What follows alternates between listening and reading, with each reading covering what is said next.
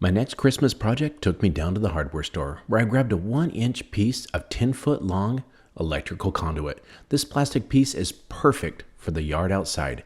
Since it's 10 foot, I'm going to mark it at 4 foot on one side, which gives me 6 foot on the other. Now, with this mark, I want to make sure that I do it at a 45-degree angle and put another mark on because I'm going to cut it at an angle. The reason is I want to make sure that I get it to where it's easy to put into the ground. I use a jigsaw, but you can use a hacksaw if you need to.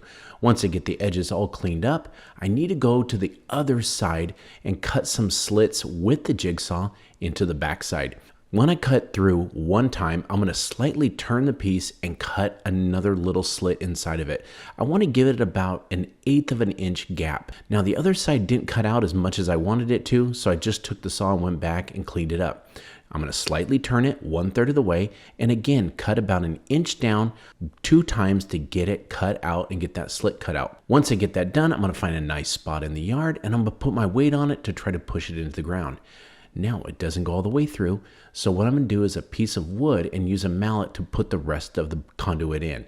Once I get it in place, it's time to paint it. Just 1 coat of green spray paint is all I needed. It was a little chilly that day, so the paint took about 30 minutes to set up, which was perfect. It gave me a chance to go ahead and mark out what I was going to do next. Then what I did was grab some outdoor lights with some fabric stakes. These are perfect for the next part of the project. Putting the lights in at the very end where the plug is, I'm going to use those stakes to put down the cord into the ground. Again, start where the plug is. Once I get that in, I'm going to string this up to the top of the pole and lay it across the gap that I put in there.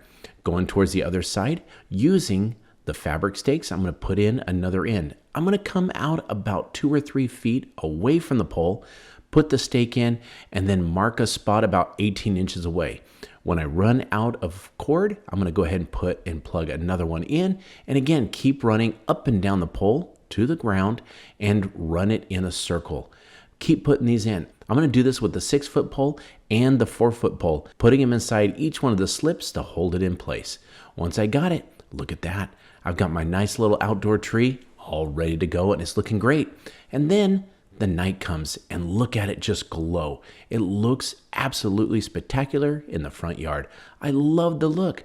I wanted to go with a white light look, but the multicolored just topped it off. Added to all the other decorations that I've done, they just look spectacular in the front yard. The neighbors love it and given me so many compliments. And the great thing, it's such an easy project to do and inexpensive. I hope this inspired you to build your own PVC outdoor conduit light. Thanks for watching Home Talk, and we will catch you next time. This Christmas season, preparing a cozy home for holiday guests has never been easier thanks to the Mr. Cool DIY ductless mini split system. Mr. Cool is known for its DIY-friendly design, allowing homeowners to install the system without an HVAC professional. This is all thanks to their pre-charged, quick connect line sets that make the process incredibly simple. To install this 24,000 BTU system on the back patio, Mr. Cool provides a handy template for mounting the air handler inside your home. Using this template, I easily marked the screw holes and mounted the indoor air handler's metal panel, as you can see here. The same template also helped me position a hole for the wires and refrigerant line outside. It's designed to take all the guesswork out of determining exactly where the unit needs to go, including the height and wall clearance. Of course, safety is key, so I complied with all electrical codes for my state and county by hiring an electrician to install the disconnect box. This ensures the electrical setup for my Mr. Cool DIY system is completely up to code. Now, here's the magic of the Mr. Cool DIY system, the pre-charged line sets.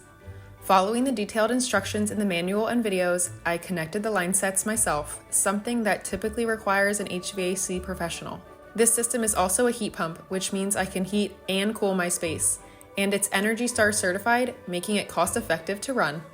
Plus, the standard warranty includes a 7-year compressor and a 5-year part warranty, offering peace of mind and added value.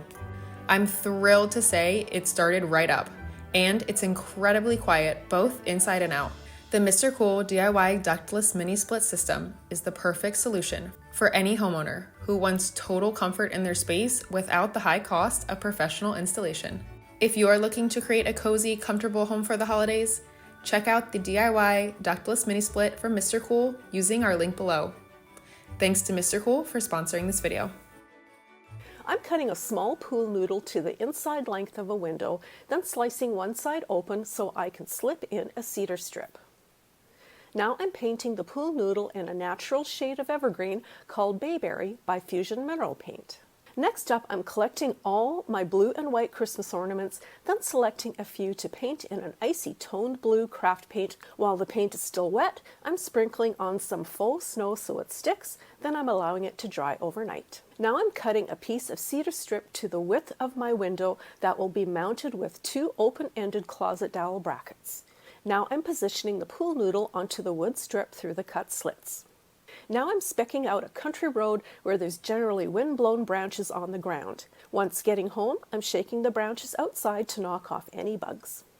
I'm cutting the larger evergreen branches into smaller bunches. The stems are being cut on an angle, then the bottom needles are being removed to create a poking stick. Now that I'm halfway done, I'm reversing the direction of the uncut side to the right. Now I'm cutting some neutral tone thread into long lengths. To hang the thread, I'm snipping some green Christmas ornament hangers in half, then bending each end to create my own shorter hooks. Since I cut one side of the pool noodles, I'm further securing the weight of the garland on it by screwing the pool noodles to the board.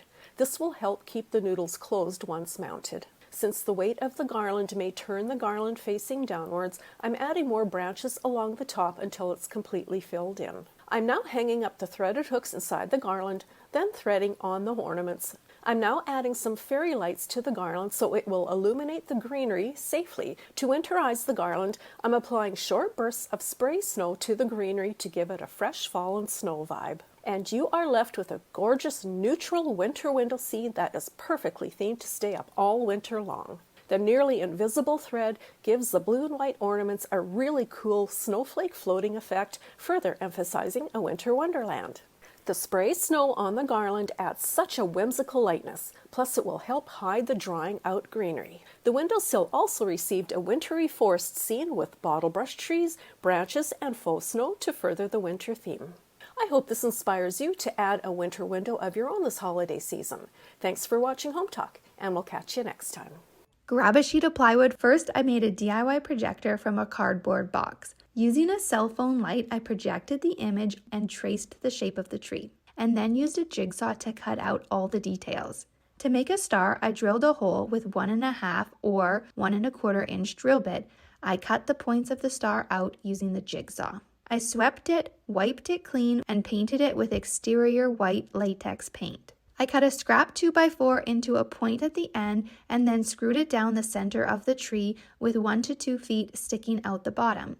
Then I used a staple gun to attach white outdoor string lights to the back of the tree, and now you've got the best outdoor seasonal decor on your block.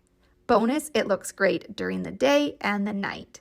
I hope this inspired you to create your own backlit seasonal decor. Thanks for watching Home Talk, and see you next time.